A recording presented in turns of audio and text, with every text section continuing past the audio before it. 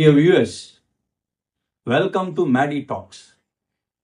ఈరోజు నేను చేసేటటువంటి వీడియో ఏంటంటే, నేటి ప్రభుత్వం తీసుకున్నటువంటి ఒక పథకం గురించి నేను విశ్లేషించదలుచుకున్నాను. ఏంటి ఆ పథకం అంటే, ఆంధ్రప్రదేశ్ ఆరోగ్య పాపులేషన్ మేనేజ్మెంట్ పాలసీ. ఈ పాలసీ ఆగస్టు 15వ తేదీన ఆవిష్కరించే దిశగా ప్రస్తుత ప్రభుత్వం ముందుకు అడుగులేస్తోంది. సంతోషం, నాకు బాగా నచ్చింది, శ్లాఘనీయం. పాలసీ గురించి మీకు ముందు ఒక మాట వివరిస్తాను, తర్వాత విశ్లేషిస్తాను. ఈ పాలసీ ఏంటంటే 782,25,00,00,000 రూపాయలు ఖర్చు పెడుతున్నారు. దేనికి? పిల్లల సంపద అని ఒక కార్యక్రమాన్ని ఆవిష్కరిస్తూ ప్రతి నెల చివరి శనివారం, 4వ శనివారం అన్ని సచివాలయ ప్రాంతాలకు వెళ్ళి, విలేజెస్కి వెళ్ళి గ్రామ సభలు పెట్టి, అయ్యా సంతాన సాఫల్యం ఎలా సాధించాలి, పిల్లలు పుట్టిన వాళ్ళకి IVF అని ఒక ప్రోగ్రామ్ ఉంది, ఒక ఇది ఇన్ విట్రో ఫెర్టిలైజేషన్ అంటారు దాన్ని. అంటే బై యూజింగ్ టెస్ట్ ట్యూబ్స్ పిల్లలు పుట్టే విధంగా, పిల్లల్ని సంపద పెంచే విధంగా ప్రభుత్వం అడుగులేస్తోంది. ఓకే, బాగానే ఉంది. మీకు ఒక సామెత చెప్పాలనిపిస్తోంది ఇక్కడ, మై డియర్ వ్యూయర్స్. ముందొచ్చిన చెవులు కంటే వెనకొచ్చిన కొమ్ములు వాడని. అయ్యా నేతలు, మహానుభావులు, మేధావులు, నేను ఇంజనీరింగ్ కాలేజీలో లెక్చరర్గా వర్క్ చేస్తున్నాను 15 సంవత్సరాలుగా. నా అనుభవాన్ని మీకు ఒక్కసారి ఉటంకిస్తాను. ఏంటంటే, ఆంధ్రప్రదేశ్లో 487 ప్రైవేట్ ఇంజనీరింగ్ కాలేజెస్ ఉన్నాయి. I'm talking about only Andhra Pradesh, I'm not including Telangana. Combined Andhra Pradesh అప్పుడు టోటల్ నెంబర్ ఆఫ్ కాలేజెస్ గురించి చెప్పట్లేదు. ప్రస్తుతం 487 కాలేజీలు ఉన్నాయి. గవర్నమెంట్ రన్ కాలేజెస్ అంటే ఒక 21, 24 ఏదో మొత్తానికి ఒక 500 కాలేజీలు అనుకోండి. ఆన్ అన్ యావరేజ్ 6 లక్షల మంది బీటెక్ ఓన్లీ ఇంజనీరింగ్ స్టూడెంట్స్ మాత్రమే 6 లక్షల మంది ప్రతి సంవత్సరం జూన్ నెలకంతా బయట వస్తున్నారు. అయ్యా వాళ్ళ ఉద్యోగం మాట ఏంటి? ఇక్కడ 6 లక్షల మంది అని ఒక గణాంకాన్ని ఇస్తున్నాను అనుకోవద్దండి. Because I know that there are 6 lakh students coming out every June. ఇక్కడ నా సమస్య, నేను ఆలోచించేది ఏంటంటే,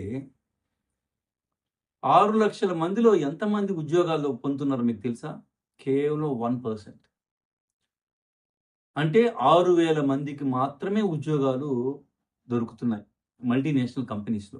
ఇంకొక బాధ ఏంటంటే, ఇక్కడ కొన్ని వందల కంపెనీ లే ఆఫ్ అనేది ఒక సిస్టమ్ తీసుకొచ్చింది. కొన్ని వేల మందికి ఉద్యోగాలు తీసేశారు. Recession problem.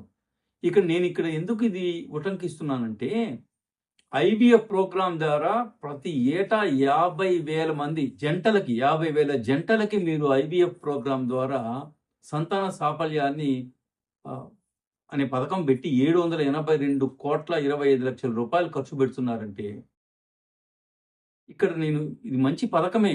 దీన్ని నేనే ప్రోత్సాహకరమైనటువంటి పథకం.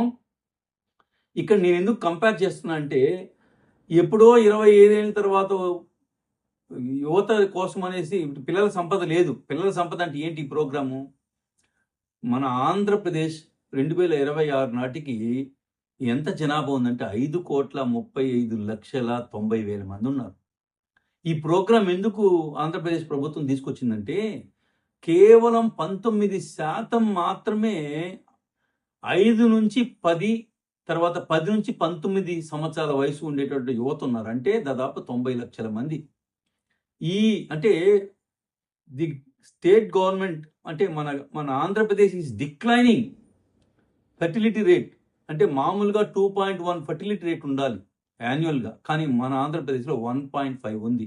అంటే యువత లేదు. ఇంకా రాబోయే 25 సంవత్సరాల్లో యువత ఉండకపోవచ్చు అనే దాన్ని దృష్టిలో పెట్టుకొని, 25 సంవత్సరాలను దృష్టిలో పెట్టుకుని మన వాళ్ళు ఒక పథకం తీసుకొచ్చారు. ఇప్పుడు ముందొచ్చిన చెవుల కంటే వెనకొచ్చిన కొమ్ములు వాడని చెప్పాను కదా.